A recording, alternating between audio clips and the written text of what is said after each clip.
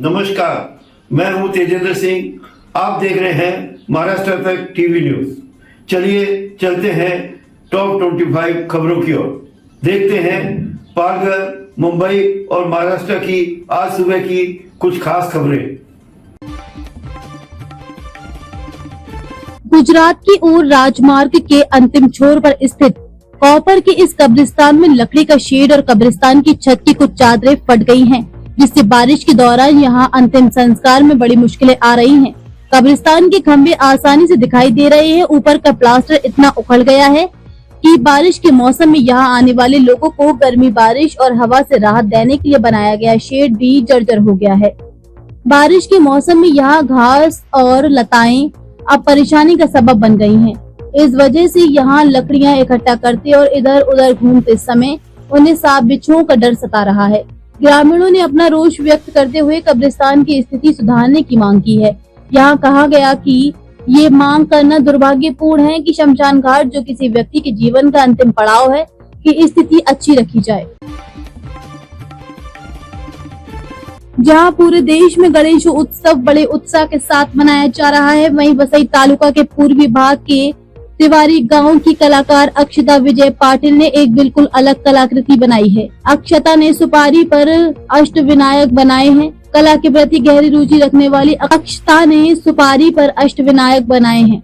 कला के प्रति गहरी रुचि रखने वाली अक्षता ने इससे पहले लहसुन पर अष्टविनायक गणपति बनाए थे। इसके अलावा शिक्षक दिवस के अवसर पर डॉक्टर सर्वपल्ली राधाकृष्ण की छवि वाला 2 इंच का पत्थर उकेरा गया।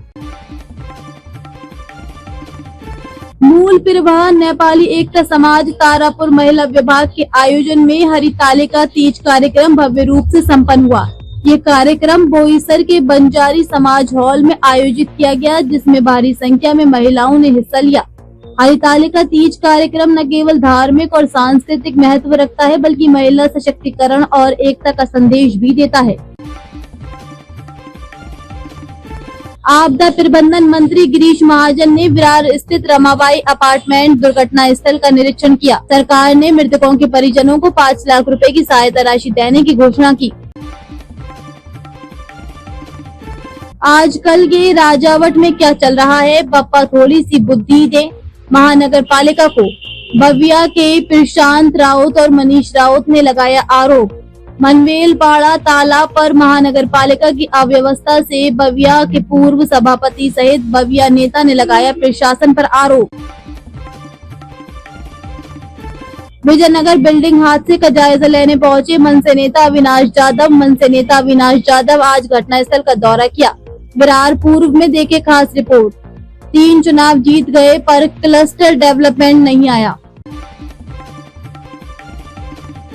पालघर जिले के बोईसर शहर में चित्राले रोड को जोड़ने वाला सिडको बाईपास एक बार फिर हादसों की वजह से सुर्खियों में आ गया है।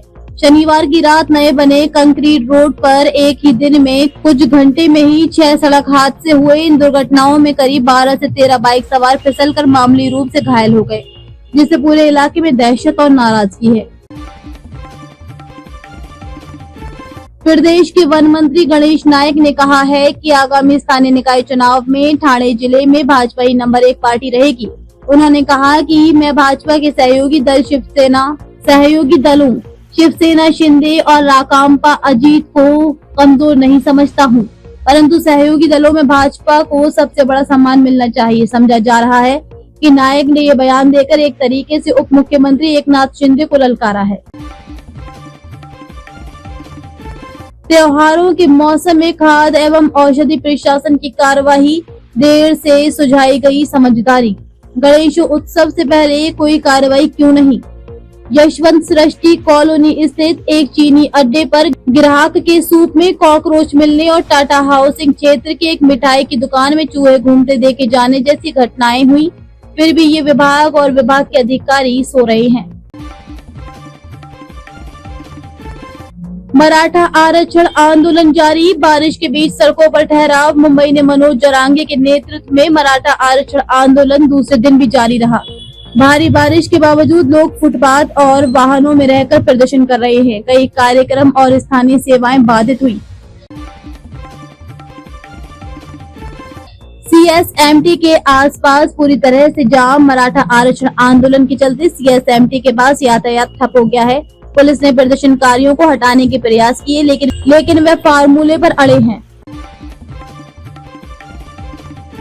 जरांगे की चेतावनी, आंदोलन तब तक जारी रहेगा जब तक आरक्षण न मिले। मनोज जरांगे ने कहा कि आंदोलन तब तक जारी रहेगा जब तक मांगे पूरी नहीं होती। पुलिस ने आंदोलन को 1 दिन और अनुमति दी है। विरोध पर राजनीति, कांग्रेस ने सीएम के वादों पर किया हमला। कांग्रेस ने मुख्यमंत्री फडणवीस द्वारा 7 दिनों में आरक्षण वादे को याद दिलाया। शिवसेना यूबीटी ने सरकार पर मराठा समाज से धोखा करने का आरोप लगाया। विंदलिक महावाणिज्यिक योजनाओं में इंटर्नशिप अनिवार्य। महाराष्ट्र की राज्य समिति ने सभी सरकारी रियायत पाने वाली उद्योग इकाइयों में इंटर्नशिप को अनिवार्य करने की सिफारिश की है, जिसमें छात्रों की रोजगार क्षमता में सुधार होगा। मुंबई उच्च न्यायालय ने संभागीय प्रशासन को चेताया। बेकायदा इमारतों के मुद्दे पर मुंबई हाई कोर्ट ने महापालिकाओं को निर्देश दिया कि कार्रवाई करते समय नागरिकों में भेदभाव न करें और संविधान सम्मत प्रक्रिया अपनाएं। रविवार को मुंबई लोकल पर मेगा ब्लॉक। 31 अगस्त रविवार को गणेशोत्सव के दौरान मध्य और हार्बर लाइन पर मेगा ब्लॉक लागू रहेगा। प्रवासी असुविधा से बचने के लिए वैकल्पिक मार्ग अपनाएं। जरांगे ने भूख हड़ताल शुरू की। 30,000 समर्थक जुटे। मनोज जरांगे ने आज आजाद मैदान में भूख हड़ताल शुरू की।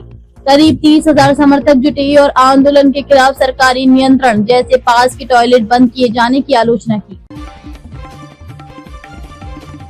दक्षिण मुंबई यातायात पूरी तरह ठप। ब्रिज आइलैंड सिटी मुंबई में मराठा समुदाय के आंदोलन के चलते यातायात लगभग ठप हो गया है।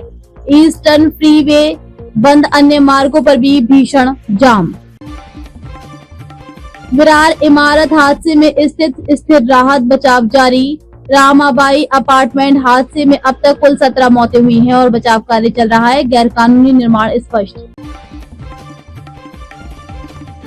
मराठी आंदोलन का परिचालन स्थल, संवेदनशील क्षेत्र प्रभावित। जरांगे आंदोलन ने फोर्ट, आजाद मैदान, मंत्रालय, सीएसएमटी जैसे महत्वपूर्ण क्षेत्रों को पृष्ठभूमि में रखा। लॉजिस्टिक, यातायात और व्यापार प्रभावित।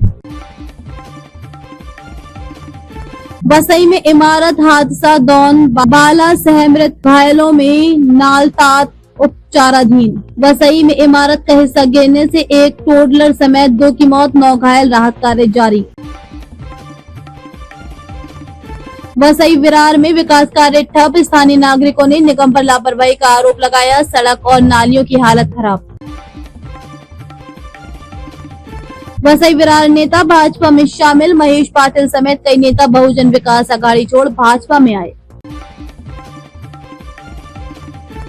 मेट्रो लाइन 4 का ट्रायल सितंबर से। ठाणे वडाला रूट पर मेट्रो लाइन 4 का ट्रायल अगले महीने शुरू होगा। मराठा आरक्षण आंदोलन से जाम। जरांगे पाटिल के आंदोलन से मुंबई में जाम। सीएसएमटी और आजाद मैदान के आसपास अव्यवस्था।